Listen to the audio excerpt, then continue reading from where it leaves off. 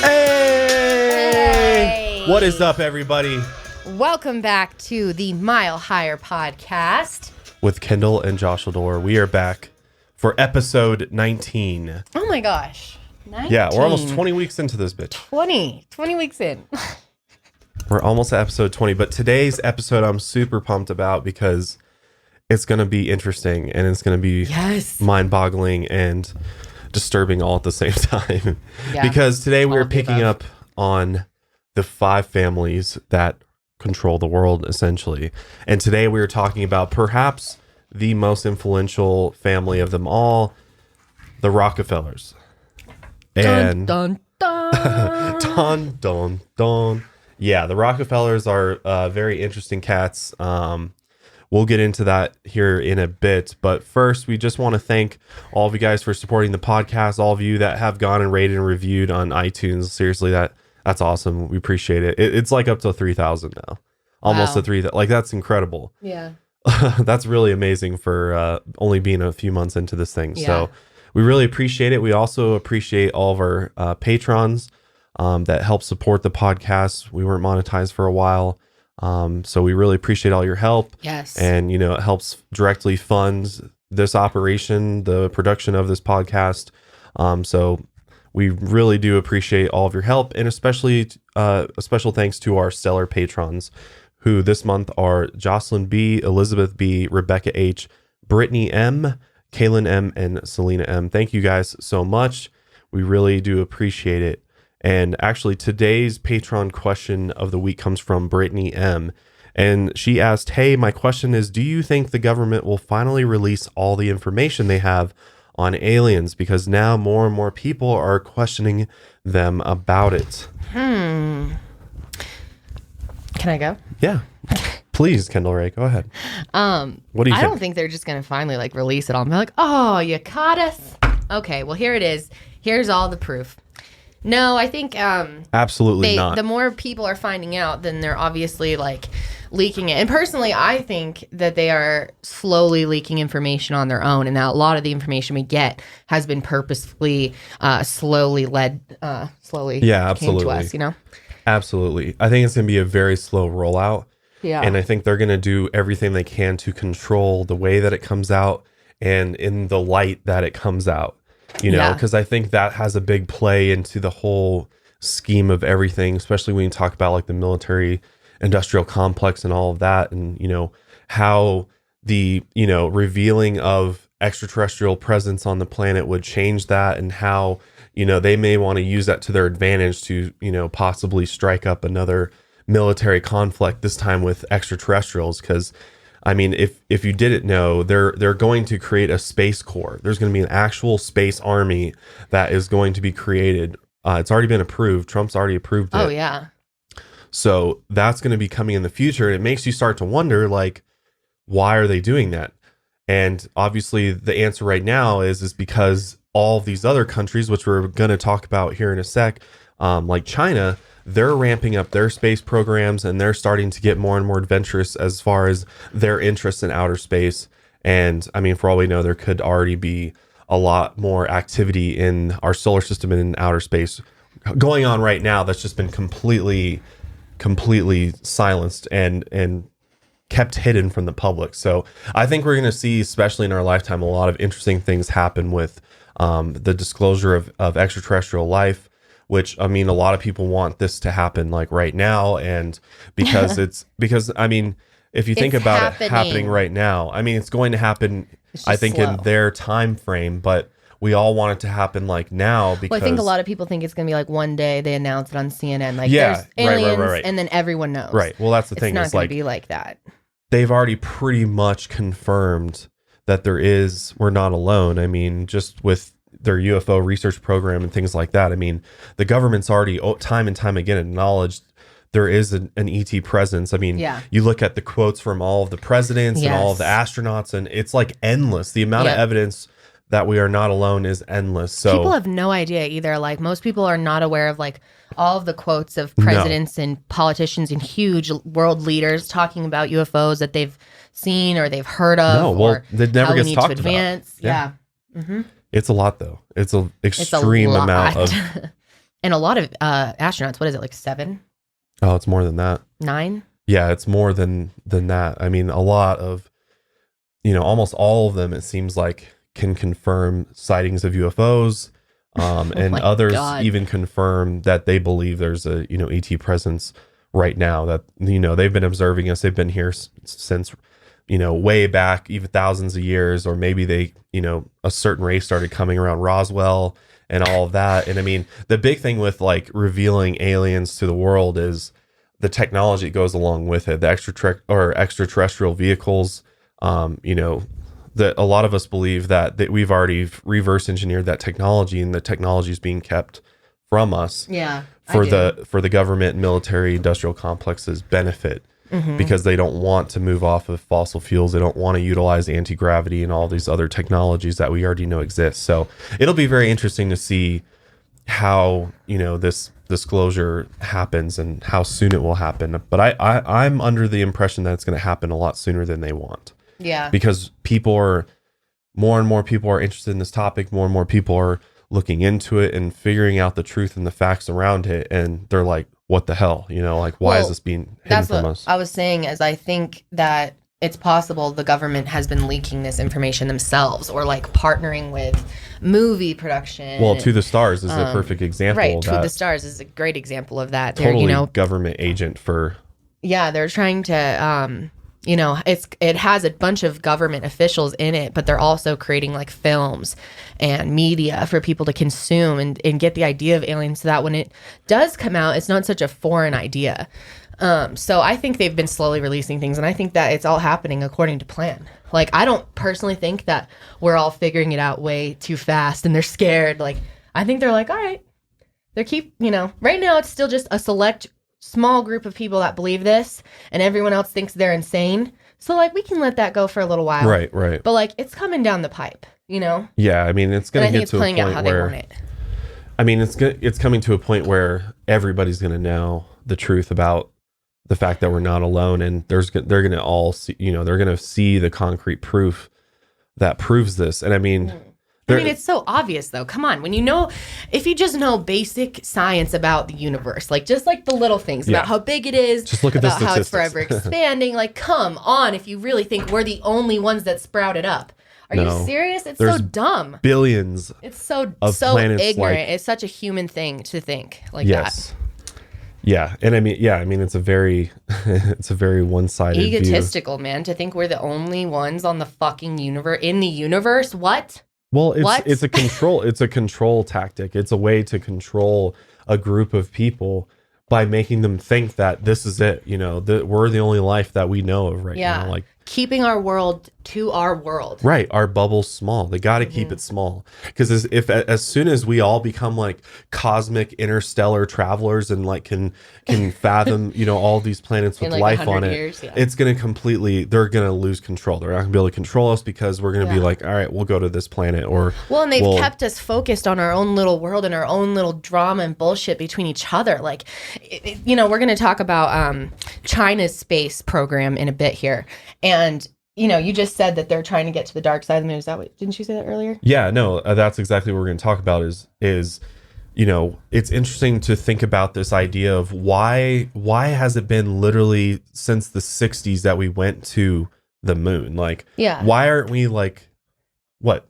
Why aren't we like control? Why haven't we been back yet? Is what I'm saying. Like, but I was saying that I think it's odd that we have, like, imagine if we just had one space program. Like, that's how it should be. I'm sure with other planets they have one program that they're all working together to get off of their one planet. Sure. The fact that we're like split up and not combining resources and not working together is very weird. And they've done a great job of just making us believe that our whole world is in our Earth and surrounding area, obviously, but like the majority of everything going on, we've been led to believe is going on here. Right.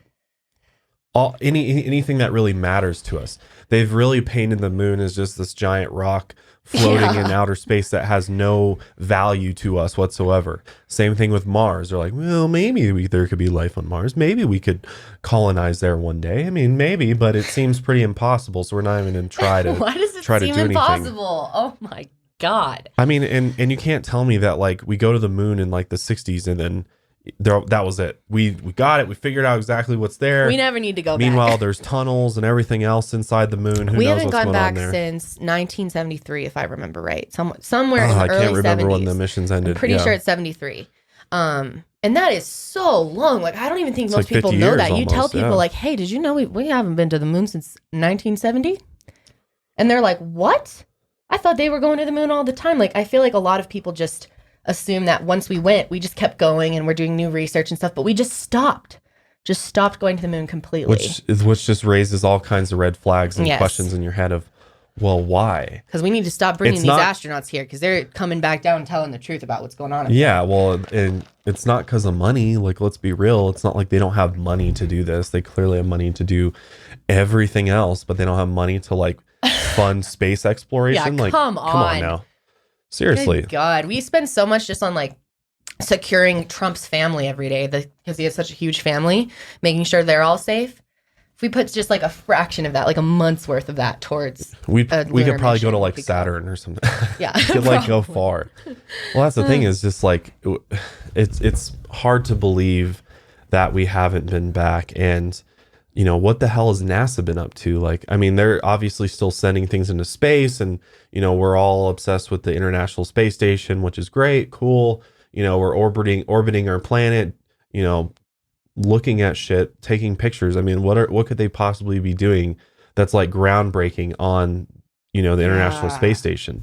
Like, how many years is going to go by that we just keep sending people to the space station? Yeah. And first of all, the space station is on its way out, by the way. It's losing all of its funding. So, which is wow. what we'll talk about here, because China is really trying to ramp up their space program. And a year ago, they made this announcement, which we're going to talk about some of the updates with this, is that this year, 2018, China is planning to land a lunar rover on the far side of the moon, or some people call it the dark side of the moon. on the dark side of the moon. Exactly. Because we've never seen what's on the other side. Yeah. We've never been to the other side of the moon. So No, and it's like, God, can you imagine if I were an alien race and I wanted to spy on humans or have like a nice little base that I could like get back and forth quickly between Earth and outer space? I would set up on the other side of the moon. Like, they can't see us from here. yeah, exactly. It's actually It'd be a really perfect smart. spot. I'm surprised. And, you know, it's interesting. I'm doing Hitler conspiracies this week on my channel. And there's a lot of theories that Hitler actually has a base on the moon.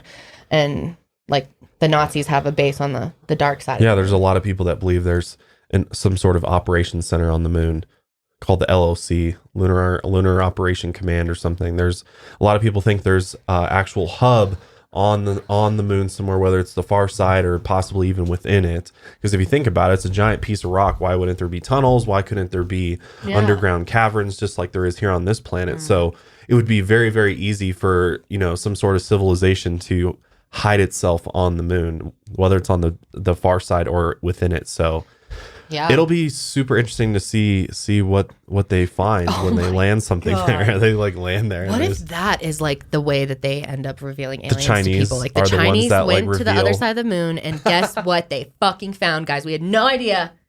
There are aliens. They're here. That'd be so funny. There's just like little flying saucers everywhere, and there's like Holy beings shit. walking around, little short beings. So this is just the first step. How long is it going to take them to do this? Well, it's happening this year, because what just happened recently, so basically the space power, the Chinese space program launched a relay satellite early Monday of this week in order to set up a communication link between the Earth and the country's lunar probe, so that they can communicate back and forth between it. So they announced that they did that this Monday, and this launch of this satellite is a key step in order for China to make this goal of being the first country to send a probe to soft land and rove on the far side of the moon. So Damn. they first announced that they were going to do this in 2015. And the idea is to have the Chang'e 4 lunar probe touch down on the far side of the moon. And we don't know exactly when the launch is going to occur, but they are saying that it should, the launch of the actual lunar probe should take place later this year. So the satellite that they sent up is called Q cow.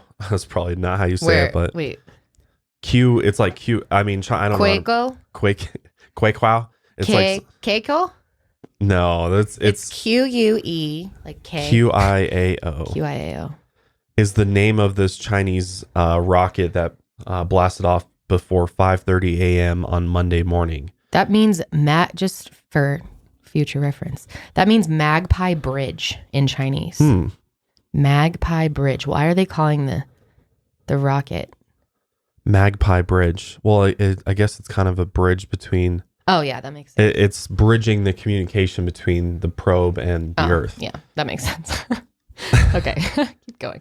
So the satellite separated from its rocket 25 minutes after liftoff, and then it entered a transfer orbit between the Earth and the Moon with its solar panels and communication antennas successfully unfolded. So it sounds like mission success. They've got the actual communication probe in place. But it sounds like the mission still is facing a bunch of challenges, according to the project manager, including multiple adjustments to its final orbit, braking near the moon, and taking advantage of lunar gravity. I was going to say, I mean, when you think about trying to land something on the surface of another object in space, it seems like you just shoot it straight at it, and then you drop it. Just hits the planet and drops on it. But it's actually got to launch, go over it. Yeah, go over to the far side and then land. And then start going backwards. Yeah, like it. Yeah. And I mean, if you think about it, that's definitely takes some technology to pull that off. Yeah. So. Well, and it hasn't really been done. Like obviously that type of landing, at least not on the moon. So it's got to be kind of nerve-wracking. God. I swear, man, it would be so nerve-wracking to be one of those NASA people or someone who's like really has their ass on the line for a successful launch and then having to watch. Oh, yeah. The stress. Like, I don't know if you guys saw my video where I showed a clip of when the Columbia exploded. Yeah. Like, the dude was starting crying. Like, he was just like, the pressure. It's insane. Imagine if you were the first one operating this mission to land on the other side of the moon. That'd be a little stressful. Oh, yeah. Just a little bit. Seriously.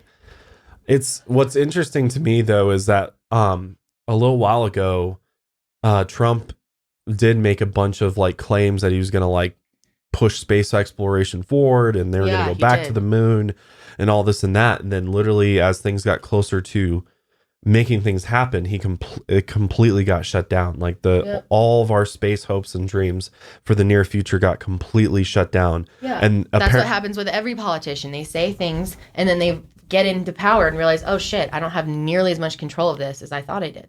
And they're saying it's because of budgetary constraints, which is just like, sure, dude. That's such a lame excuse. Whatever. Because you guys we know where that budget's new going. Money. They print new money all the time. Just kidding. I don't know how that works, but. But China's right now trying to overtake the world as the number one superpower. Dude, they're going to. They're going to. They are going I mean, it's inevitable at this point. I mean, they're smart in the sense that they know what to invest their money into. They're probably not investing it into all of these foreign interests and wars and military like we are. They're investing it into things that are important like space travel, because they're actually planning to launch its first Mars probe around 2020 to carry out orbiting and a roving exploration, as well as a second mission that would include collection of surface samples from the red planet. God. Because, their overall goal is that by 2030, they'll be among the major space powers of the world. Because right now, I mean, for a long time, it's been Russia, it's been the U.S., but really, it's been very quiet when it comes to space exploration lately, and it's very curious as to why. You would think that, because if you look at the technology that took astronauts to the moon in the 60s and 70s, and you think about where it could be right now, it's like, why the hell are we not like going to the moon on a regular basis? At this point, it should be like a quick mission. That's like seriously. Routine, standard. We should have something set up on the moon. The fact that we don't have a moon base set up is weird. Officially like declared like moon base. Why don't we have that? That seems like something America would want to do. Like, there's a space to be conquered. Let's conquer it. Well, maybe they've done it and it's all been kept secret so that they can do whatever the hell they want to do with it. Probably. Without the American public even letting that cross their minds. I mean, that's the thing about this whole fucking thing is they're definitely doing stuff like this. It's just totally being kept in the dark from the public so that they can do whatever their agendas are and do whatever they want to do without us knowing. Yeah. Because what's the benefit of us knowing that there's a base on the moon? Absolutely nothing, really, at the end of the day. So very interesting, though. We'll see what happens with China, and we'll see what comes up when they land on the far side of the moon. That'll be super interesting. Really excited. Hopefully it'll be in like 4K live stream. Yeah. God, if they live stream the fucking lunar landing in the 60s, people, they live stream that shit. That's unreal. From the fucking moon. That's unreal. So yeah, I agree. If China's going, they are always like very forward in technology. I better get a 4K. It better be virtual reality recording. Like, seriously.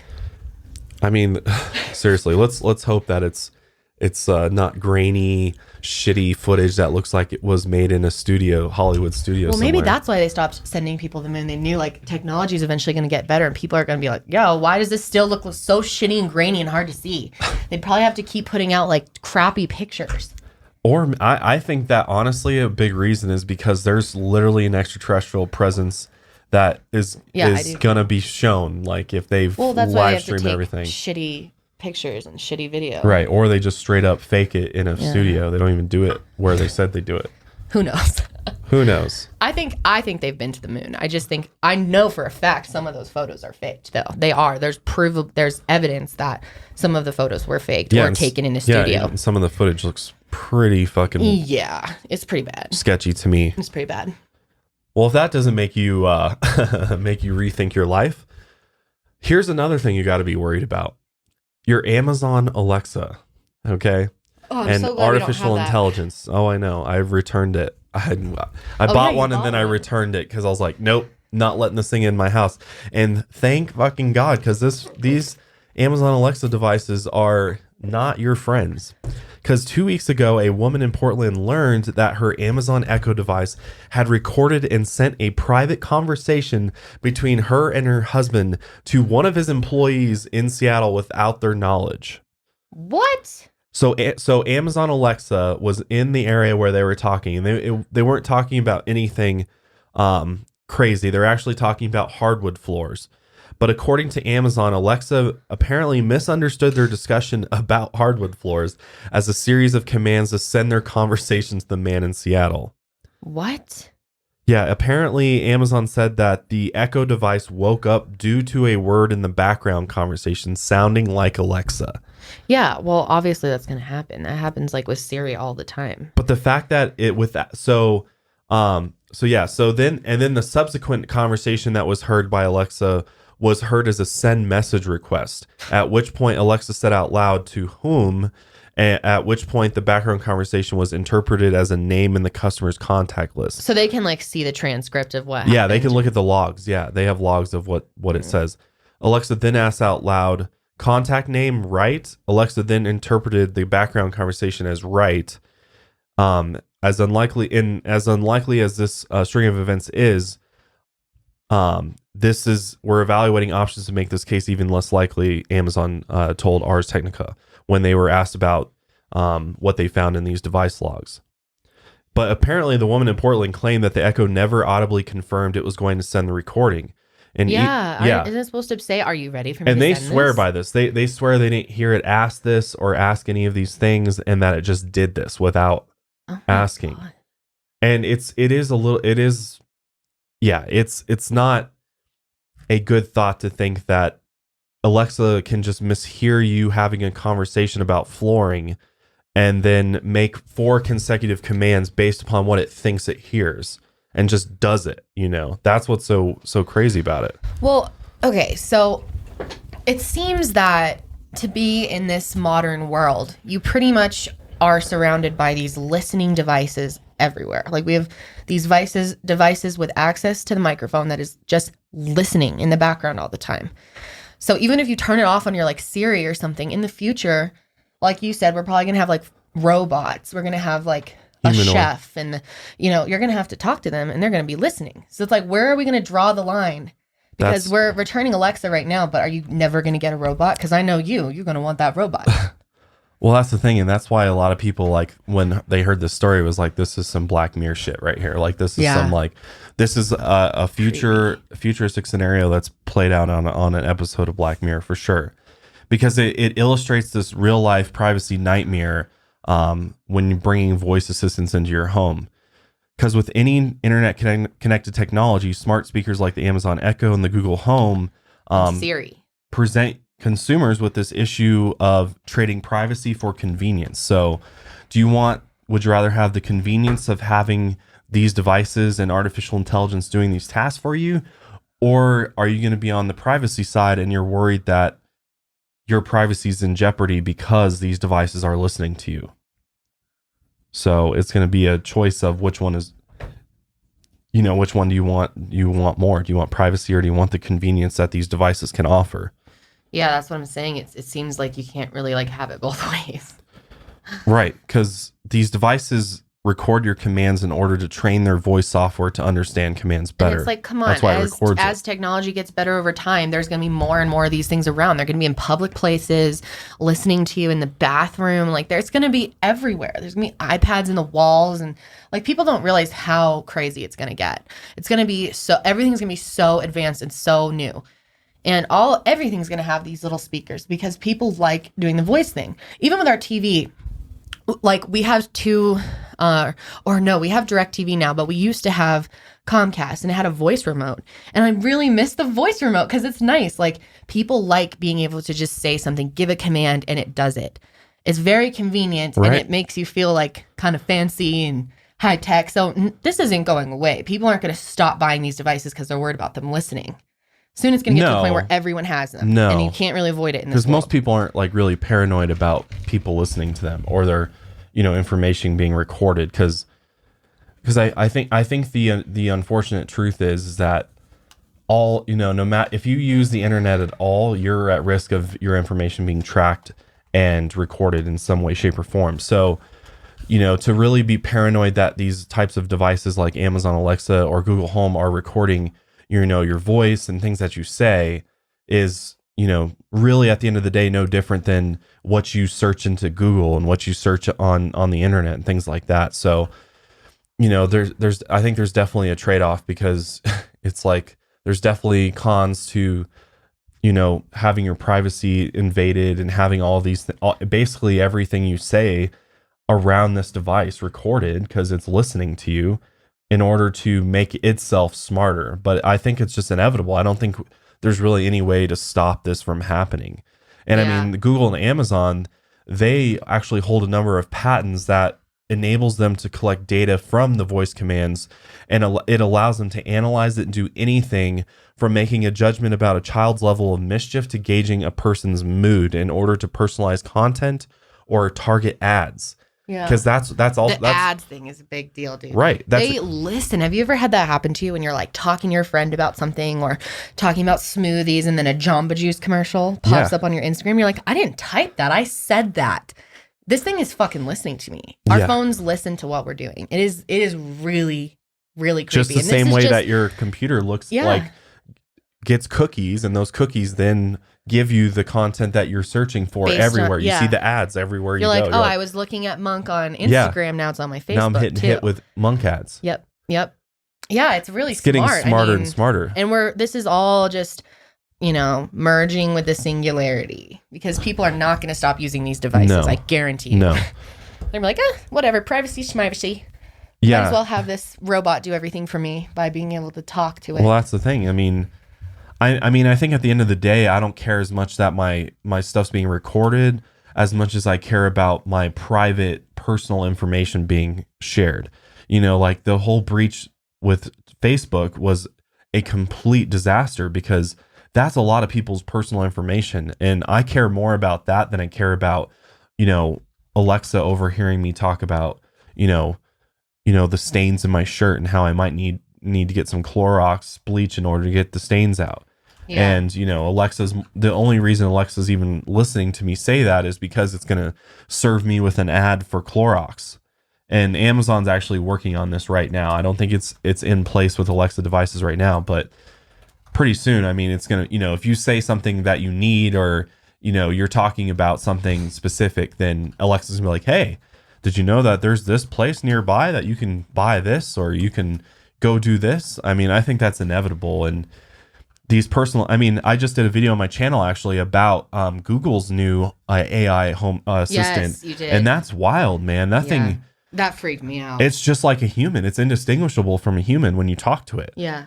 Imagine telling your assistant to, hey, can you call blah, blah, blah and get an appointment, or blah, blah, blah. Can you, contact, this restaurant and reserve a table for me then? And the fact that this AI is already at this level of being indistinguishable from a human is just absolutely mind-boggling. It's crazy. And it's only 2018. So imagine 2050, like, where shit's going to be. I know.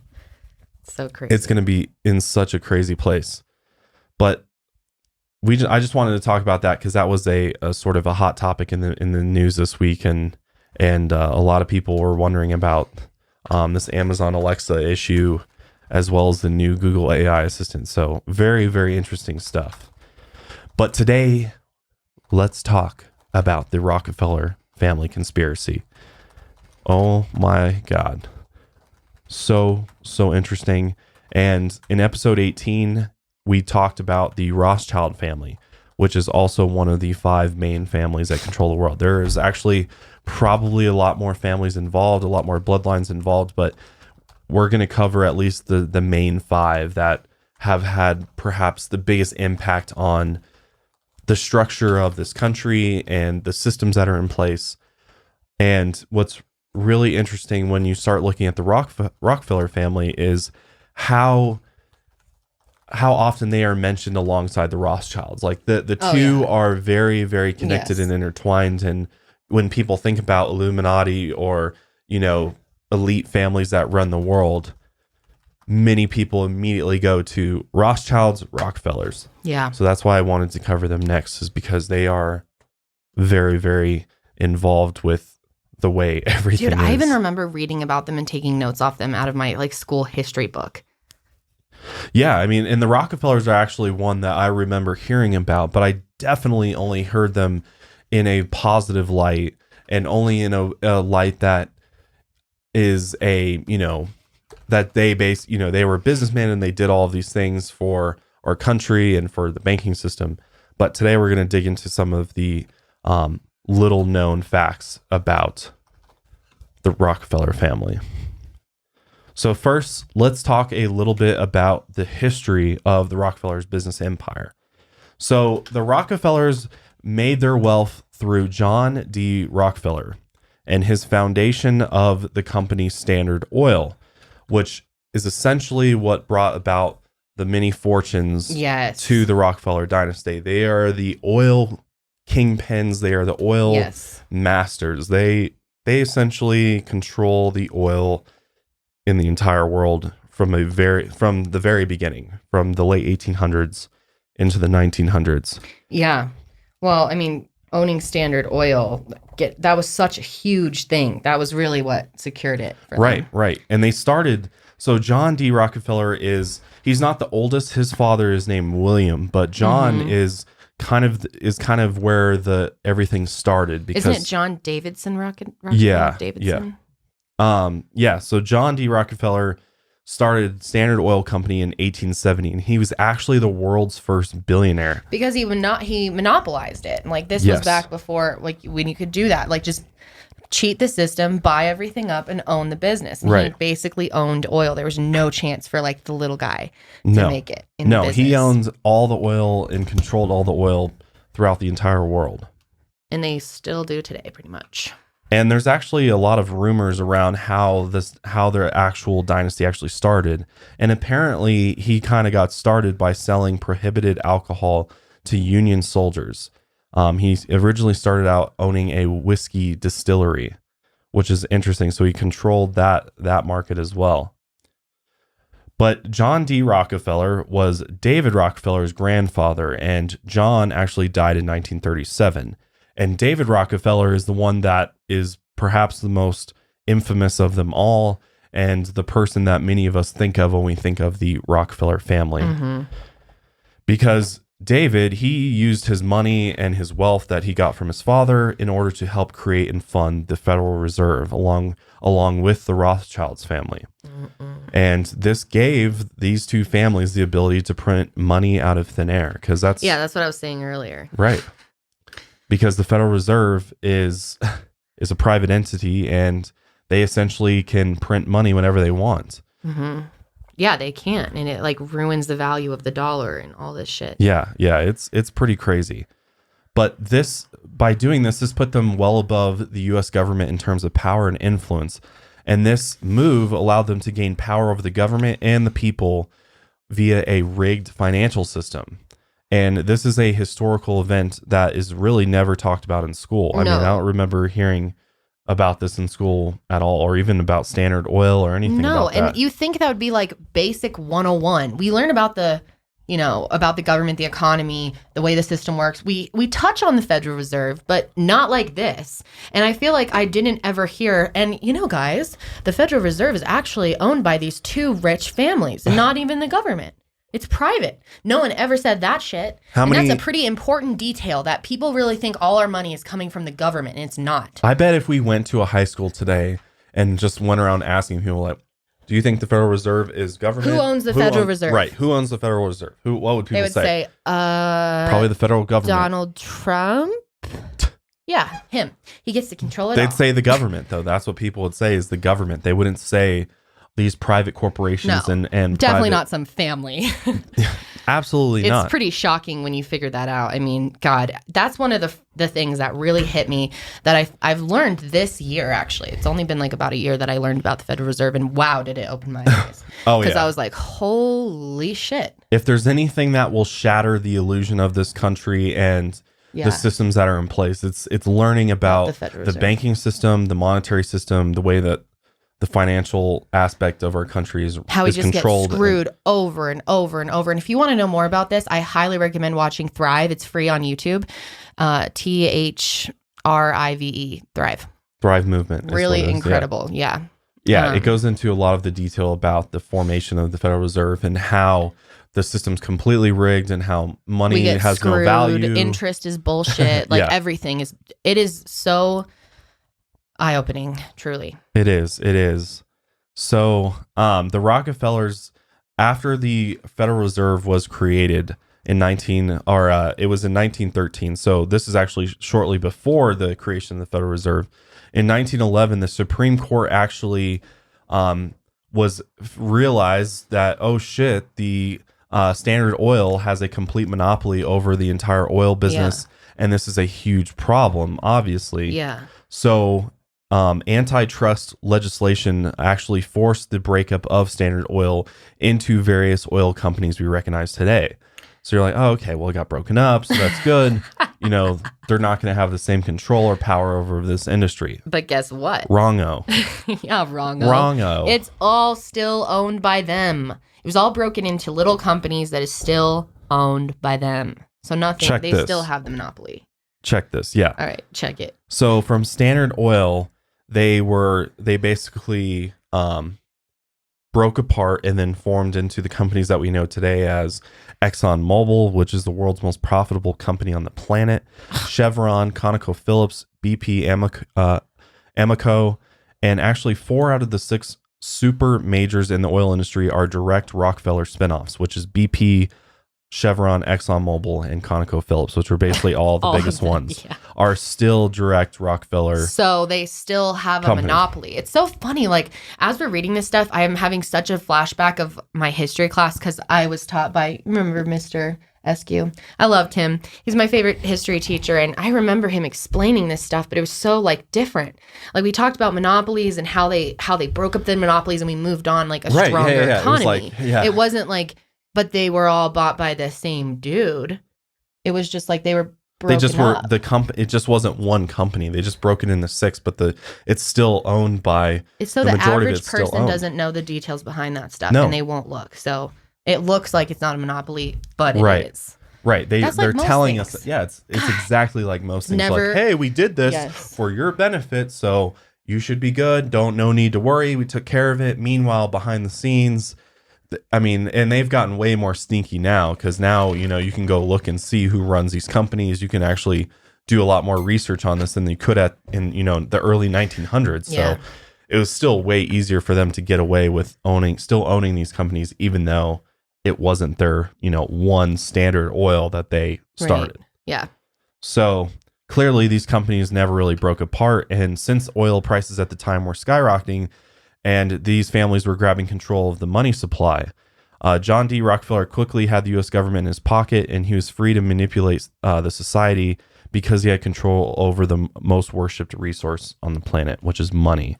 So he had we oil, are a society and he had banking. that only cares. We have become a society that only cares about money, which, the actual dollar has no physical value to it. And it's like, it's so sad. And how do you control the world? Control the one thing that everyone's worried about, and the one thing everyone's chasing, the one thing people obsess over, and that's money. And why did we have to have money in the first place? We didn't. It's like we never needed it. It was a man-made thing. Why did we need this man-made, this valued It's because it allows control. It allows an individual or group to take control over others by forcing them to be a slave to this little system. Yeah. Because a long time ago, before this type of stuff was set up, like old tribes and stuff, they functioned in small groups, small areas. They, lived small. Obviously, they didn't explore the rest of the world, but they shared everything within that little group. So everyone had what they needed. There was a medic, there was a hunter, chef, the gatherer, and people just work together. And it's not about equal and fairness and making sure everything's even and me having more than you and that family has more than everyone else. It was not like that. It's like, we are all one. We are all a family as the human race, and we support each other. And that mindset is gone. It's completely gone. It's every man for himself. It's dog eat dog world. They've trained us though. In a way, it's not even our fault. We're so far from our own roots that we have lost the true meaning of life. If you ever get a chance, go sit down with the Aboriginals, and they will blow your mind, because they've been living. They're the oldest known group of people on the planet, and the way they've been living is the same way they've been living for thousands of years and they're now. So happy. People think of people in tribes with they don't have a lot of money, that they're unhappy, that they're miserable, they wish they were in America. But they don't, dude. They're so happy. They're the happiest people I've ever met. Josh and I had the privilege of sitting down with an Aboriginal man, a real Aboriginal man, who played us. I can't remember the name of that instrument. It's this big wooden thing. Yeah, if you look up Aboriginal instrument, you'll come find right it. Up. I can't remember the name of it. It's like a big kind of thing they blow into. It's kind of like a big, has kind of a trombone sounds noises. It does all these all noises. And he would play these little noises and then have us guess what animal he was trying to imitate. But just their lifestyle was so different, and it was really I swear to God, that was one of the most eye-opening days of my life. Yeah, realizing what true happiness is. Sitting with him was definitely eye-opening, because it's just whoa. It's whoa. Yeah, there's people that are still like this, and they don't want to change. They don't want what I'm doing. And they feel bad for us. They feel bad for the rest of the world that is so lost, trapped, and so enslaved. Confused. Yeah, absolutely. And so for ourselves, God, we have children dying all over the world. People can't raise an eyebrow. It's unbelievable how into our own selves we've become, and all about fighting for your money and your family and securing everything for you. And it's not about teamwork anymore. It's just not like that. No, and I mean, in the way that the current political atmosphere and the system's set up we're more divided and have more walls up than ever. I mean, by far. We're so quick to judge each other, and so quick to, say you're this, you're that, and without even knowing the person. And it's gotten to a really, really bad point. And that's why we have to, in order to survive as a human civilization, we have to evolve and move past these things and really go back to our roots, and get rid of these systems that are in place that are dividing us and enslaving us to this so money. Hard though. How are we going to do that? How do you do that? Exactly. Not what this podcast is about today, but it's just mind-boggling to think about. Because so going back to the Rockefellers and the Federal Reserve, which, if you didn't know, the Federal Reserve was founded on December 23rd, 1913. And there's a lot of people that contend that every single note or dollar that is printed by the Federal Reserve is actually property of the Rockefellers. And this is because they are the original founders and owners of the Federal Reserve. and the institution that loans money to the government in order to be given to the people at an interest rate to be paid back to the Rockefellers. So it's like literally we pay interest to the Rockefellers, to the people that control the Federal Reserve, for just giving us money in the first place. It's this, like we were saying before, the system is so fucking, it's a mess. Flawed, it's complete mess, and we're getting completely screwed, and many of us don't even know it. But in 1908, following various financial crises, Congress passed the Aldrich-Vreeland Act to examine banking, and Senate Republican leader Nelson Aldrich led the inquiry, meeting with representatives of prominent banks including J.P. Morgan, National City Bank of New York, and Kuhn, Loeb and Company. And the National City... guess those are all controlled by one of these 5 families. Watch, yeah. The National City Bank of New York in particular was closely linked to the Rockefellers. Boom. But the Rockefellers also did a lot of business with J.P. Morgan, yes, which also funded Cornelius Vanderbilt's New York Central Railroad. And John D. Rockefeller Jr. was actually married to Aldrich's daughter Abigail, which is interesting because all these elite families intermarry into each other, and they all are very, very intertwined with each other. Which is, you never see one of them just like go off to college and meet some average some random average Joe. This chick I just found, she's from Yeah, or like some like college. different ethnicity. It's always like very like the same elite, Dude, I families. bet you they make sure they have the same blood type too. Yeah, probably. But yeah, probably.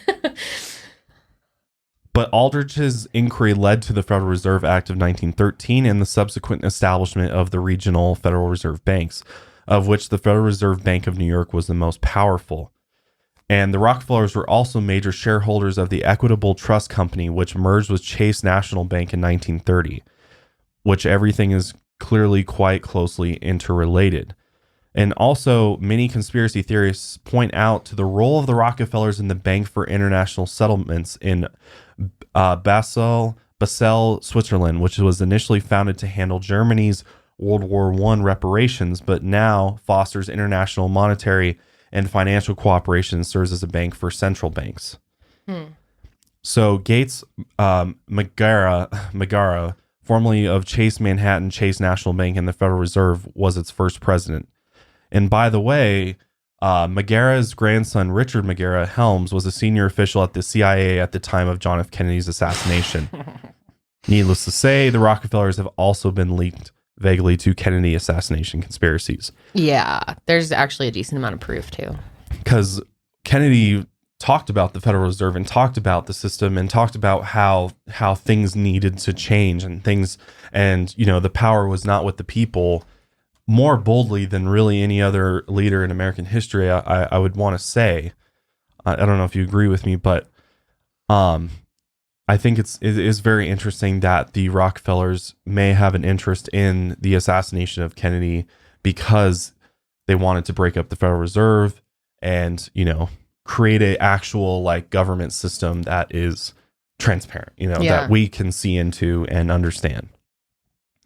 So some other things just to note about the Federal Reserve is that it is a private bank and not a government or nationalist one. And it does beg the question as to why the U.S. government gets its money from a private institution.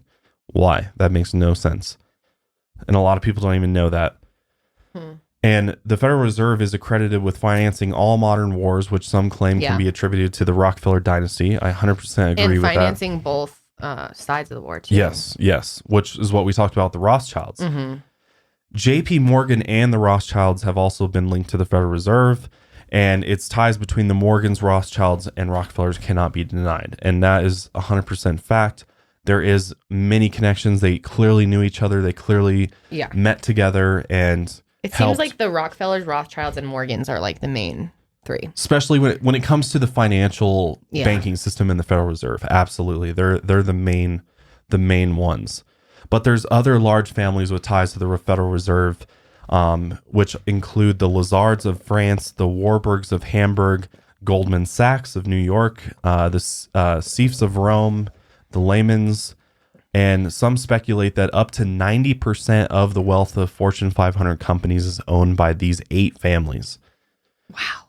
There's no denying that the wealth equality in this world is so fucking lopsided. It is not even funny. Yeah, it's ridiculous. It's gross. Literally, like the people own like a fraction of 1%. Yep. I've said it before. I'm going to say it again. But you look, it goes right back to Egypt. Egypt had their caste system, and that's what the pyramid, represented for them. The few elites at the top, the leader, and it goes down, and everyone has a role. The artisans, the this, the that, whatever. And the lowest and the biggest part of the triangle are the poor people. And there always needs to be way more of them than at the top to make that triangle. And we literally still have this symbol on our fucking dollar. Yeah. Like a giant slap in the face to us. Just so you know. You're at the bottom. Your place. Right. For real. You're essentially being ruled. Yep. We're still under rule by these elite families, it seems. It's crazy. And not only that, but this is also interesting. The Rockefellers could literally be responsible for how shitty our public school systems are. No, they are. Yeah. They totally are. They really are. And this is almost never discussed by the mainstream. And the mainstream never talks about how the Rockefellers are responsible for the awful condition of the public education system. These poor teachers have no funding. It's so unreal. I have friends that are teachers. I was going to be a teacher as I was in school. I was about to start student teaching. Yeah. And looking at what my friends go through, I'm like, I think I made the right choice. It's so sad. The schools are, and especially, some of the more unfortunate areas, where the kids are just, the conditions are ridiculous. If you're in an urban or cold, low income area, dirty, I mean, it's pretty bad. And I come from a family of educators. My mom is a superintendent. They were teachers. They were principals. I've lived that life with them, and it is hard to be an educator or a teacher these days because the conditions at many schools are terrible. The resources they're constantly getting their budgets cut. It's crazy. Schools are constantly getting budgets cut. Just when you think they couldn't do it anymore, they do. More and more money's being stripped away from them. They're asked to do less, do more with less. And more kids. There's more kids in each class. The ratio from student to teacher is ridiculous. People are stuck with 30 kids in their classroom. They're like, what the hell am I supposed to do? I can't teach them. It's so bad that, and any of you, I can attest to my own experience that I really didn't retain much from school. It was like you get some basic concepts, but at the end of the day, how much do you really learn and how much do you really attain?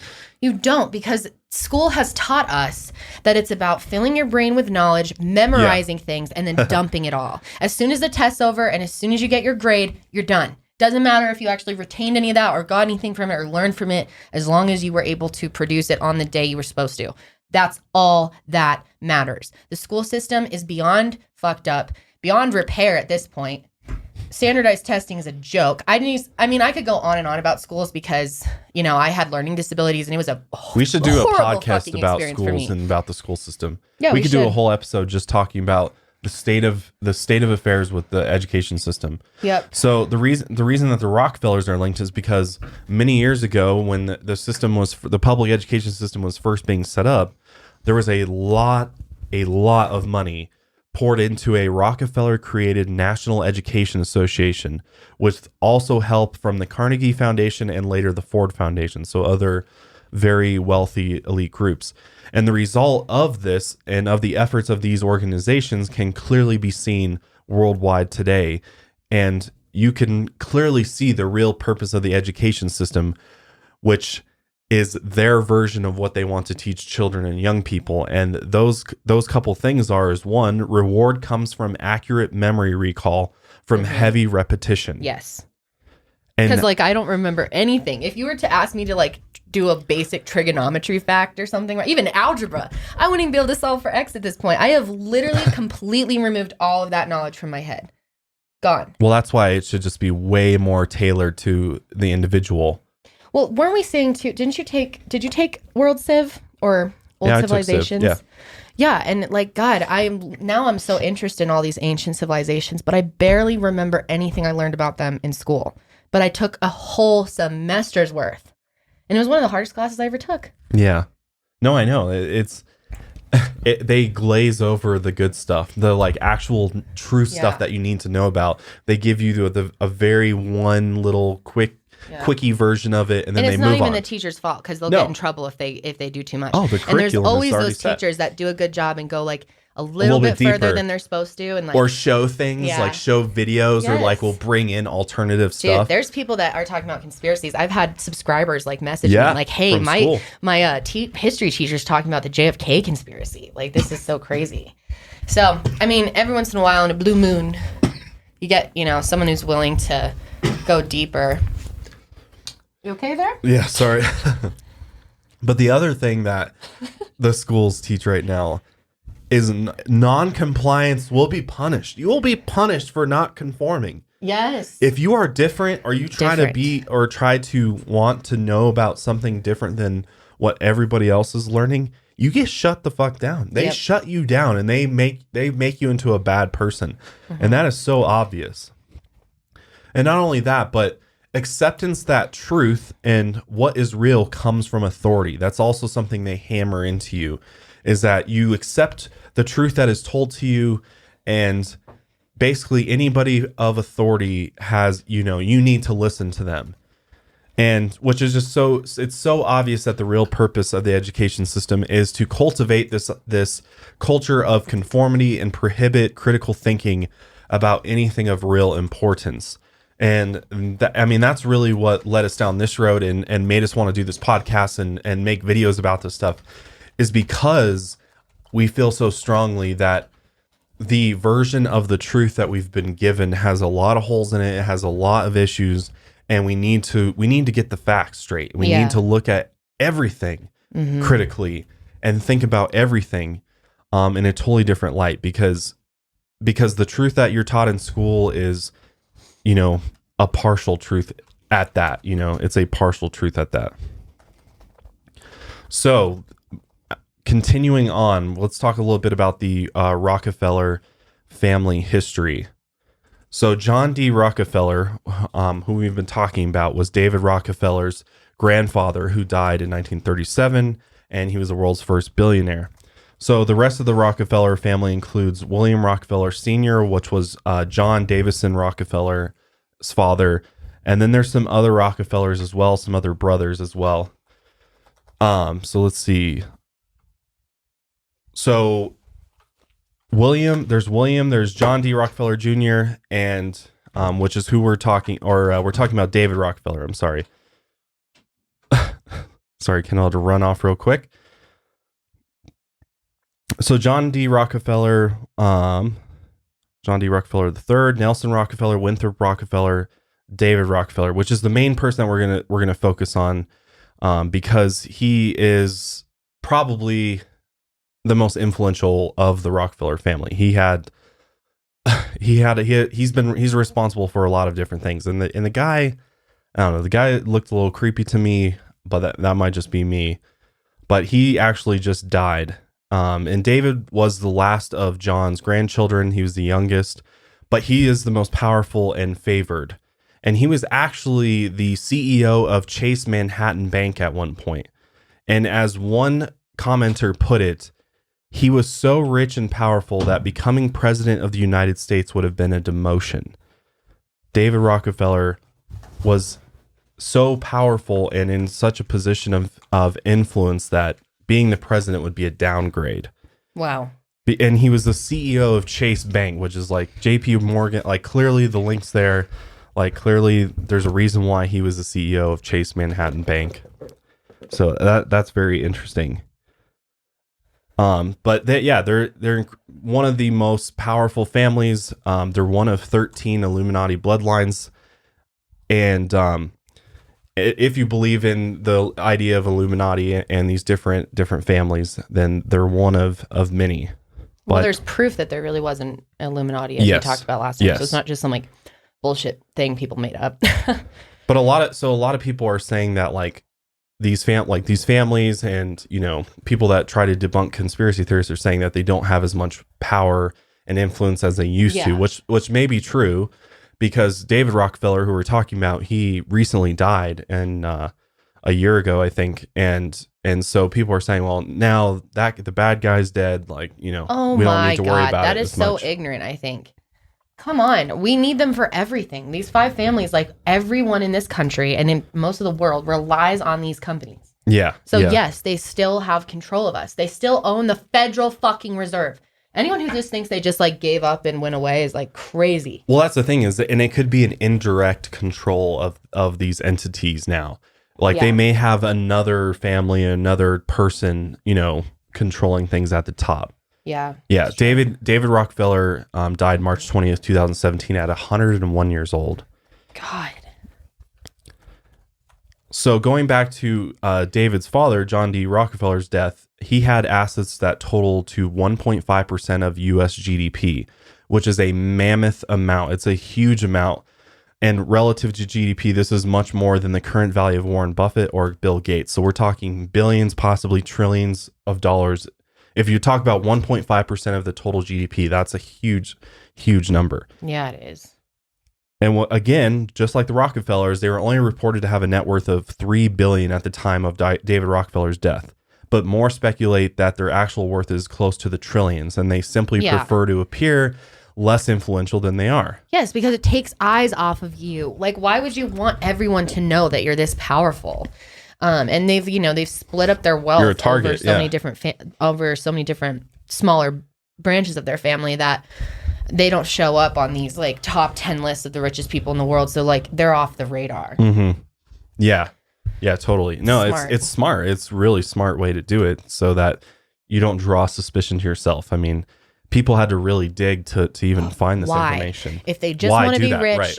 why wouldn't you go tell everyone? Like if you want to be rich, you'd think you'd be the type. So that makes me think it's not really about the money and about accumulating wealth. It's control for some deeper reasons that we don't even understand. That's what I believe. Yeah, totally. No, I totally agree with you. And a lot of people actually accuse David Rockefeller of being one of the most evil men alive, as well as much more. And apparently he used organ transplants on the black market to keep his failing body operating. That's a conspiracy theory that's how he stayed alive so long, as he purchased body parts on the black market to heal himself essentially and keep him alive to 101 years old. It's also reported that he's also been reported to have said that he never met a dictator that he disliked, and he worked with Henry Kissinger and President Carter to get the overthrown Shah of Iran into the U.S. to get treated for cancer, which the last Shah of Iran was a terrible dictator that did a lot of fucked up shit, and he essentially put his neck out on the line to help this guy and help him escape Iran. And I just quickly wanted to talk about Henry Kissinger because I don't think a lot, especially younger people of this generation, really understand who he is and how influential he is in history. But Henry Kissinger actually started as Richard Nixon's national security advisor prior to becoming the Secretary of State. So he was fairly powerful in the political system, and he was very closely involved in the war planning during the Vietnam War. Specifically, he was aware and agreed with the bombing of Cambodia. So he's a warmonger, essentially. And President Nixon specifically stated that they were not actively bombing in Cambodia, which borders Vietnam. When they were, Kissinger was fully aware of the bombings at the time. And the whole controversy with Henry Kissinger is that in 1973, Kissinger was given the Nobel Peace Prize for his involvement of the Vietnam Peace Accord. And the accord was ratified, but it never took effect. So it was like a fluke, basically, that he got the Nobel Peace Prize when he was doing the exact opposite. Weird. And this all came to head when the Pentagon Papers were released. And if you Google that term, you can find out more. But essentially, secret documents were released to the public, which proved that Nixon not only encouraged the Vietnam War to intensify, but that America did actively bomb Cambodia, a country that borders Vietnam. Shocking. But one which America wasn't at war with at all. Yep. So... Oh my God. Pretty interesting. So no one knows this. Well, obviously some of us know this, but I feel like the average person that I know, like people in my life, don't know this. And they that's why they think all this stuff is crazy, but they haven't seen the evidence. There's actual government documents showing that we are perpetuating war. We clearly make money off war. Yes. I mean, it's like, does anyone not believe that at this point? Good God. I believe the Middle East was literally set up to just be a giant perpetual war, so they could just continually. That's why the military-industrial complex is such a real thing. So yeah, basically, there's clear evidence that the Rockefellers have close links with J.P. Morgan, the Rothschilds, and many other powerful international families. And David Rockefeller has been deemed to be one of the primary figures for pushing a new world order in a one world government. And again, like we talked about with the Rothschilds could have been very involved with the creation of the Illuminati, if not directly responsible for the creation of that, and this idea of creating this new world order. So when we talk about the Rockefellers and the new world order, the Rockefellers have long been associated with this idea of the secret world government, or one world order, a new world order. It's called by many names, through institutions such as the Trilateral Commission, which was founded by David Rockefeller to facilitate international economic cooperation, as well as having lots of fancy foreign conferences. So we point to this idea of that they want to create this new world order because they are creating all of these types of commissions and different types of conferences in order to essentially bring the world together in order to all meet and, create one agenda for everything. And the Rockefellers also attend the Bilderberg conferences every year. And this is an actual quote from David Rockefeller himself. And he said that some even believe the Rockefellers are part of a secret cabal working against the best interests of the United States, categorizing my family and me as internationalists, conspiring with others around the world to build a more integrated global political and economic structure. One world, if you will. If that's the charge, I stand guilty, and I'm proud of it. That's a direct quote of him in his biography. Oh my God. Basically admitting that their goal is to create a new world order, or one world central government that they essentially control. So a little back history on the New World Order. So this New World Order conspiracy was first brought to light many years ago through the work of author H.G. Wells in his books, The Open Conspiracy, The Shape of Things to Come, and Blueprints for a World Revolution.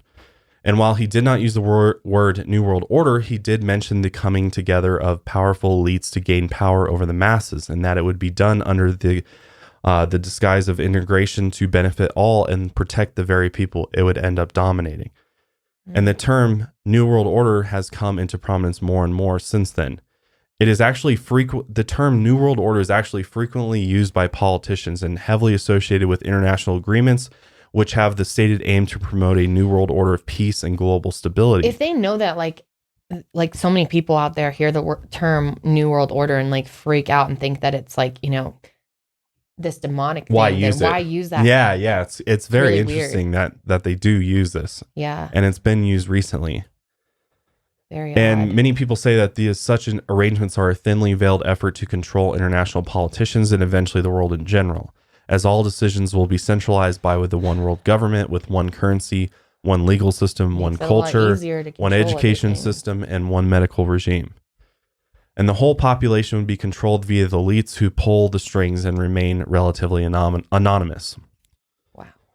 What's also interesting is that there's also links between the Rockefellers and the medical establishment, the media, and educational institutions. So their reach is far, much like the Rothschilds. So this is a direct theory about the New World Order. This is a straight conspiracy theory, but conspiracy theorists believe that the goal of this New World Order is to reduce the population of humanity to around 1 billion people. That's a huge cut. Which is that's a lot, because I think we're at what, 6 or 7 billion? Yeah, what's the current world population? It's got to be at least 6 or 7 billion. 7.3 billion to...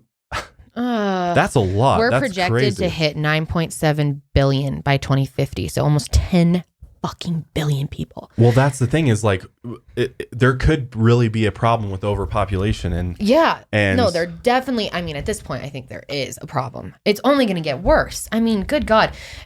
Every year it seems like, there's so many people and then they have kids and their kids have kids and it just grows exponentially quicker and quicker, like snowballs.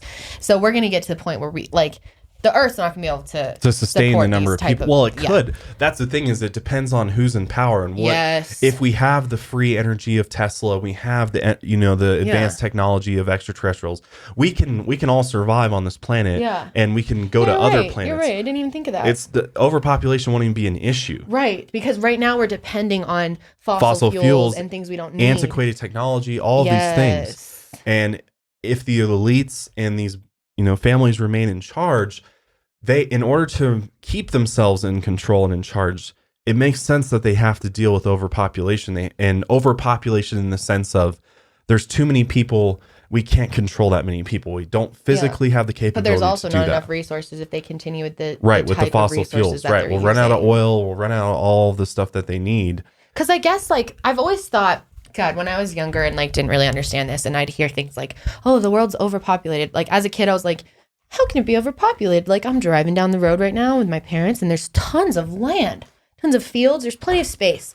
So it's not like we don't have physically enough space on the Earth. No. So we could probably have 20, 30 billion if we were all using free energy. Absolutely. Or even just sustainable energy, solar, wind all sources, these solar. Exactly. Yeah. Interesting. So I never really thought about that. But it does pose a problem for this idea of a new world order to control 7.3 billion people. Yeah. Because they'd have to increase available resources. So it would create a lot of issues. But what's interesting is the term New World Order has actually been used by practically all major politicians, including former U.S. Vice President Joe Biden, which I remember specifically hearing him say New World Order in a speech of his. He? Yes, absolutely. Oh, you're recently. right. He did. Yeah, he did. Oh my God, that's so creepy and weird. Oh, I know. And then I think you'd know better than to say that, because that's just going to set people off. Well, maybe when you become president, you get brought into the group associated with the New World Order, and they're like, "Hey, here's the agenda. You either go along with it, or you're going to have a rough time." Yeah. Yep. So, I mean, that could be what happens. But President Richard Nixon talked about it. Mikhail Gorbachev, former Russian president, talked about it. Roosevelt talked about it. Bush talked about it. Oh my God. Former UK Prime Minister Tony Blair. So, all of these, powerful politicians have talked about the New World Order openly. But there is now a large number of anti-New World Order groups and establishments, which consists of groups of academics and politicians, in order to warn the public of the actions of the Trilateral Commission, the Council of Foreign Affairs, the Bilderberg Group, as well as any other type of group linked with the New World Order. Now, I wanted to talk briefly about the Trilateral Commission, because this was something that David Rockefeller was directly responsible for.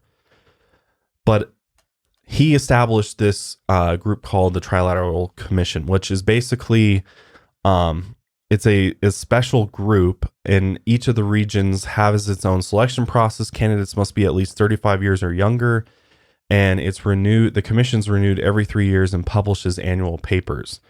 And each year, 4 meetings of the Trilateral Commission take place in various locations. And apparently the initial aim of the original Trilateral Commission was to form an unofficial group of individuals to find solutions to some of the most common problems facing humanity. But whatever its initial aim is now no more than a globalism promotion program, which pushes for more and more integration under a one world government.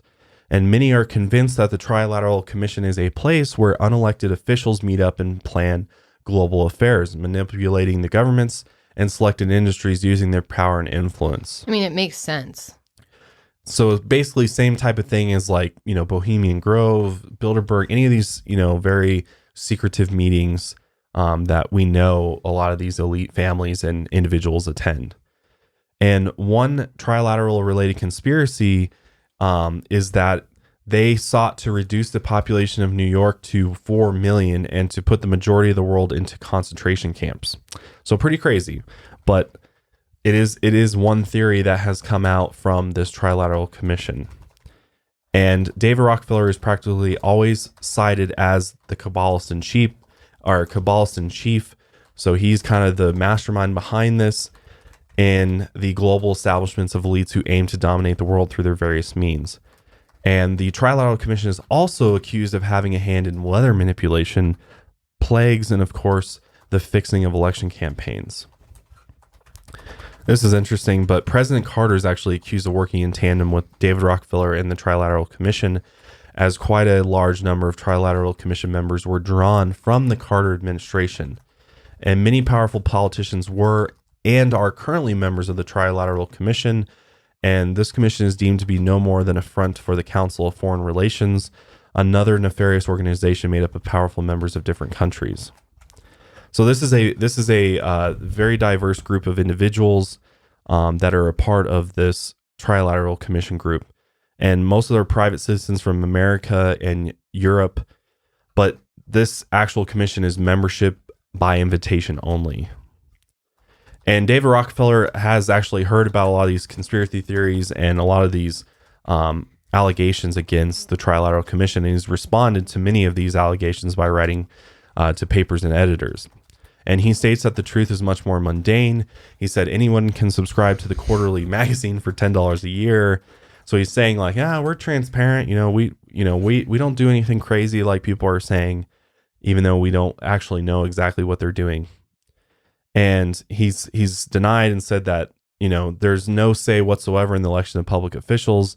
And it's just made up of many experts from various different fields, which could be true. I mean, I don't know personally whether or not, they're actually, planning the future actions of the New World Order, or like this, pushing this one world government agenda. But it is interesting that it is very similar in its function to the Bilderberg group and, like other secret groups. So I don't know. There's I thought so it was many of interesting. these. It's so crazy. There is. And it is interesting that they do these types of things. And it's like, if you guys want to be transparent, why don't you like live stream it for everybody to see? Or like put out like a meeting outline or something. Well, they do release article. They do release some stuff, but they don't release everything. So here's some other Rockefeller linked conspiracy theories that I thought were interesting to bring up. And perhaps one of the most popular ones is that David Rockefeller is directly linked to the JFK assassination. And many have said that David Rockefeller actually gave the nod to the assassination of John F. Kennedy. Allegedly, J. Edgar Hoover, the FBI director, and Lyndon Johnson and hitman Jack Ruby, as well as Richard Nixon and a number of other deep state personnel elites, met together on November 21st, 1963 to discuss the issue, with Johnson stating that after tomorrow, those goddamn Kennedys will never embarrass me again. Oh my God. Yeah. So it definitely seems like there's some animosity towards the Kennedys from these groups like the Johnsons, the Nixons, and things like that. They did not like the Kennedys. Yeah. Well, they were really trying. I mean, look at it. Like Kennedy, Lincoln. It seems like all the ones that were pushing back against this New World Order bullshit there's no sympathy for them. Yeah. And I mean, JFK really did go far. We talked about it obviously in our JFK video. If you haven't seen our podcast on that, but I mean, he really said some shit that was like very about secret societies, outing these control groups. And yeah, of course they don't like that. Wanting to break up the Federal Reserve. So major things. Also talking about extraterrestrial UFO type stuff. God. So a lot, if he had gone on to do what he set out to do, I mean, imagine the world we'd be in, and it'd be completely different. So wait, this was before the assassination and Jack Ruby was there? I'm so confused. According to the conspiracy theory. What the fuck? If that is true, then that is all the evidence I need. Them coupled with the CIA. God. I mean, most people believe that the CIA is directly responsible to the assassination of JFK. That's what I think. Because I mean, there's a lot of different theories out there in regard to the assassination of JFK, which we covered in a previous episode. But I mean, there's really not that much evidence, like hard, concrete evidence to directly link David Rockefeller to being the mastermind behind the JFK assassination. There's just not enough direct evidence to link him to that right now. This was also interesting to me as well. The Rockefellers are responsible for pushing this idea of Darwinism, or survival of the fittest. They believe in this heavily. And clearly, it's because they believe in this idea that it is the best that survive, and this makes things better for everybody in the larger scheme of things, as it strengthens the entire system. So if people lost their jobs, then it just means that they were not optimal for the assigned role and can now get a new job where their skill set is better suited. This to me just sounds like a perfect scheme for a bunch of elite, people to remain at the top, Yeah. especially in a controlled system. I mean, it all makes sense. David Rockefeller actually said that morality does not play a role, and there's no such thing as altruism, which is the belief in or practice of disinterested and selfless concern for the well-being of others. So it's like every man for himself. If you can't survive, then, too bad. Then we don't care. Yeah, exactly. We don't care about you. Very interesting that he was a promoter of this idea of Darwinism by the elites, and the whole ideology would have, if it hadn't actually been promoted by the Rockefellers and these other elite groups, then the idea of this would have probably been thrown away a long time ago, because it makes no sense whatsoever. Another interesting thing is that the Rockefellers did have ties to the medical world and were very, very strongly against alternative medicine and have confirmed ties to big pharma. They've been accused of using their donations to medical charities such as the Institute for Medical Research, which is now the Rockefeller University in New York, to promote conventional, scientific, evidence-based medicine and aid big pharma in world domination and crush alternative medicine, including supporting the continued prohibition of marijuana. It's so ridiculously. It makes me so angry on another level. Like, I can't even believe that. I mean, you guys know I've been struggling with my health issues, and if it wasn't for, medical marijuana and CBD, I'd be in a world of hurt. I'd be really, the cannabis really plant struggling. Is a miracle medicine. The fact that they're trying to get rid of that, or like any type of Eastern medicine, acupuncture. I'm surprised, like, my insurance actually offers acupuncture. Very rare. Most insurance won't do that, or anything alternative, any like essential oils or Reiki or anything that's different. They don't want it because that stuff works, and people are going to realize it works. This doesn't have the negative side effects on my body that these medications have, and there's other options. People think that the pharmacies have all the answers and all the options, and that's that there's like a pill problem for every issue. Like every problem, there's a pill for it. Go to the doctor and get fixed up. Just take the pill. Yep. And that's because at the top, the elites like the Rockefellers are pushing this idea of big pharma. So the pharmaceutical companies rule the medical industry, and it's their only goal is to sell prescription medications to people. I feel like a lot of people don't even realize like how many politicians on both sides, but I think mainly on the left, Democrat side, there's so much funding by big pharma. Like as much as the NRA is giving the right, big pharma is giving the left, and some people. There's a lot of hypocrites out there that are like, oh yeah, I'm for legalization of marijuana. Meanwhile, they're getting huge checks from big pharma to doing nothing about the opioid epidemic. Yeah, absolutely not. And now fentanyl is a big problem. Did you see that in Nebraska? They just recovered 115 pounds of fentanyl. Isn't that like horse tranks? It's deadly. It should not be consumed by humans. Is it a horse tranquilizer? I believe it is used in tranquilizers for large animals like that. Yes. Good. That's why it's so potent for humans. And from 115 pounds, investigators have said that it could kill 23 million people. That's how powerful that shit is. So it's like the fact that the opioid issue shouldn't even be an issue.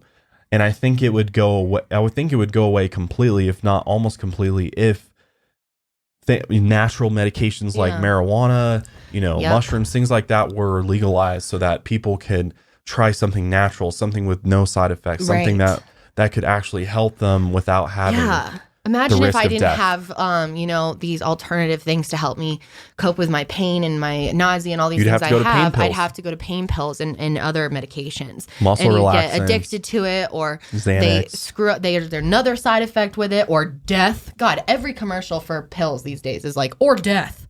Yeah. That sounds fun. Side effects include it's really ridiculous, though. Upset stomach, diarrhea, and then possible risk of death. You might die, but most likely good luck. Yeah.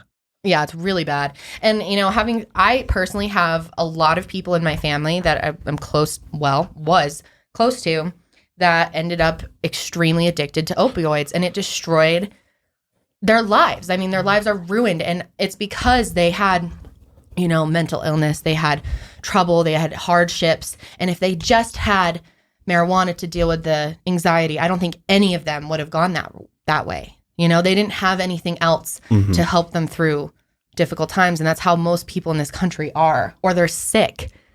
Well, imagine all the people out there that have anxiety. I think anxiety is like one of the most like common problems that people face, and stress, anxiety and stress. And when you look at all these other types of medical issues, what do they start with? Anxiety and stress, you know, like, and doctors even will tell you, like, you know, if you lower your stress, you know, your anxiety won't be as bad, and then maybe you'll feel better or be healthier or whatever, blah, blah, blah. But they don't, you know, they don't give you any valid solutions to handle that stress, handle that anxiety, other than pills. Usually they give you some sort of pill that's going to lower you, but does it really even do much? I mean, it could even be a complete placebo for all we know. Yeah. Meanwhile, marijuana and cannabis has been directly shown to reduce both of those just at levels that I don't even think a pill can compete with, honestly. And you really can't get addicted to the point where you're like withdrawing from marijuana. No, it does not have those addictive effects to it at all. Yeah, so all of these other side effects of how many people have overdosed on marijuana? 0. Right. How many people have died from Xanax, from all these other medications? MDMA, or not MDMA, but yeah, that too. All of those all the drugs. I'm saying, like, man-made drugs. Yeah, I mean, there's zero overdose from cannabis. Because it's a plant. It comes out of the goddamn ground. It's like eating mint or anything else, or oregano. It's the same fucking thing. So annoying, like, that we've like been made to feel like it's this horrible drug. Yeah, dude, look at the ingredients in the pills you're taking. Yeah. Like, it's so stupid. It is stupid. Plus, it's also been proven to like help your health, to improve your immune system, and helps cancer patients and seizure patients. I mean, it's just like so ridiculous at this point. Hopefully, I think we're headed in a I think we are too. Too. I think we're going to see a medical revolution in our lifetime. I do too. And you know, these old families that control everything, the Rockefellers, the Rothschilds, they all have links to, you know, Big Pharma, and they have links to the war on drugs and supporting politicians. Nixon, who pretty much started the war on drugs, like they have direct links to supporting these types of candidates and politicians. But I think we're seeing a shift in, you know, people's thinking about drugs and about these natural medicines that could really have a major effect, a positive effect on people. So very interesting. But one other conspiracy theory, which, please remember, we're talking about conspiracy theories here. This is not confirmed fact.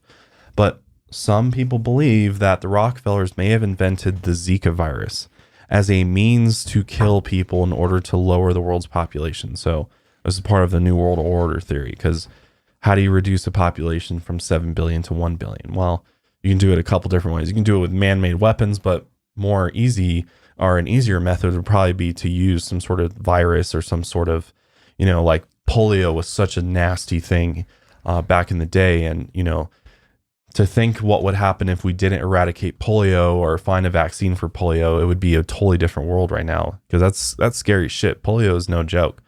So the Zika virus is the same kind of thing. It really freaked people out that this virus had the potential of, you know, wiping out a large number of people if it spread. So some people believe that the Rockefellers are actually providing funding to an organization called American Type Culture Collection, which sells biological preparations and offers freeze-dried Zika virus agent to reputable researchers. So that's where this theory came from, is from the fact that they provide funding to the American Type Culture Collection. And they just so happen to sell these biological preparations of freeze-dried Zika virus agent to reputable researchers. But the flip side of that could be they do that so that they can find a vaccine for it and find a cure or, you know, for it. Yeah. May not necessarily mean that they're doing it to show proof of that. Somehow maliciously craft a you know, Zika virus that Although could I wouldn't kill be surprised if they're really like concerned about population. The easiest way to deal with population is one of two things: one, spread a disease; two, create weather problems. You know, take out a large group of people, make it all look natural and uncontrolled. So a virus makes complete sense. Absolutely. And it would make sense for them to get involved with weather manipulation. But it's not like that many people died from Zika. Like a lot did, but not that many on the scale so that seems like a little harder to believe for me. But I wouldn't be shocked. Let's just say that. Yeah, I wouldn't put it past them.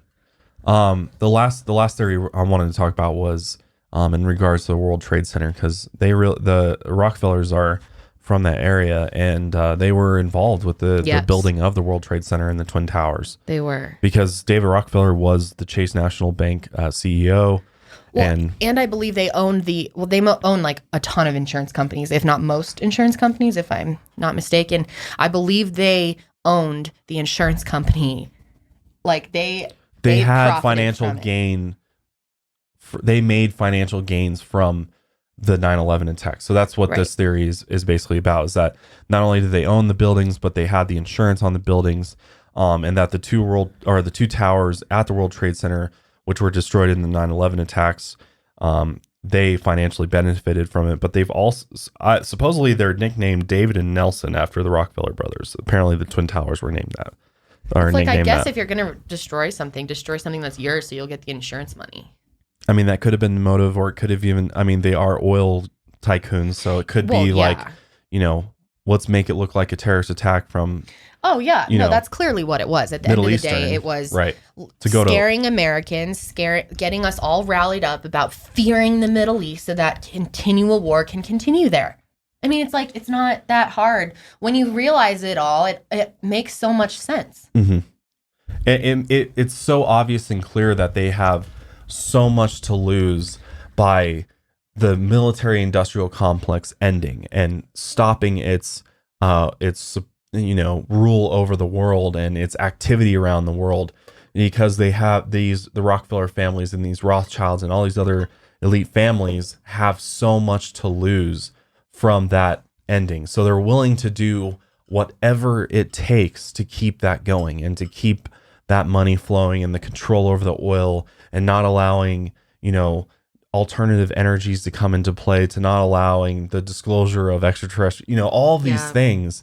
They have there's a clear intention, or, it's so clear that they have the most to lose. Yeah. We have everything to gain, but they're going to lose everything, including control over the world. So, hopefully we can continue this in the direction. And that's why we thought it's important to share this information about these families, so that you can then take the information and think what you want about it. But hopefully it'll make you think about how questioning the official version, everything that's going on, and questioning, how your life is somehow could be impacted by what these various families have done, or the way they've set up the system. Or just looking at like all the things that these 5 families own, and then realizing how many things you are dependent on them for. Mm-hmm. I mean, I'm on a couple medications that I have to be on.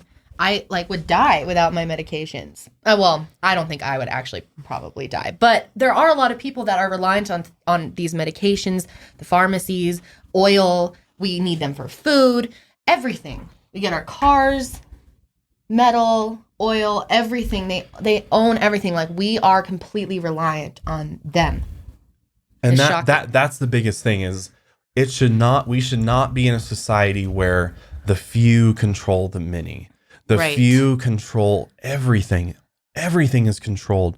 The media, medicine, everything is controlled by the 1% of the population. Yeah. It should not be set up like that. I believe personally we're not meant to live in a society where we're essentially ruled over by one person or one group of people.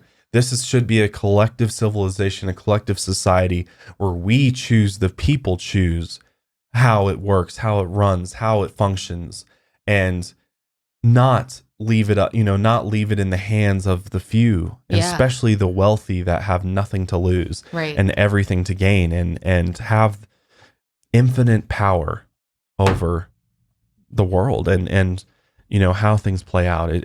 Obviously a lot has to happen, a lot has to change, and the way that the system was set up is really probably not the way we were meant to live, or definitely does not benefit the population or the majority of people.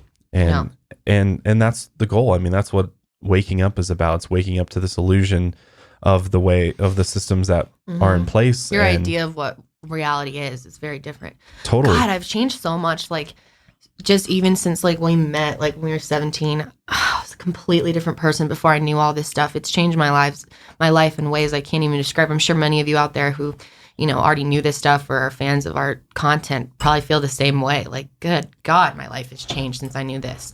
Because you can't just go back to living normally after you know, like, all of this crazy stuff. Yeah. So. No, you can't. You absolutely can't. So, you know, what can you do? You can do what you can do, you know, with the way current things are set up.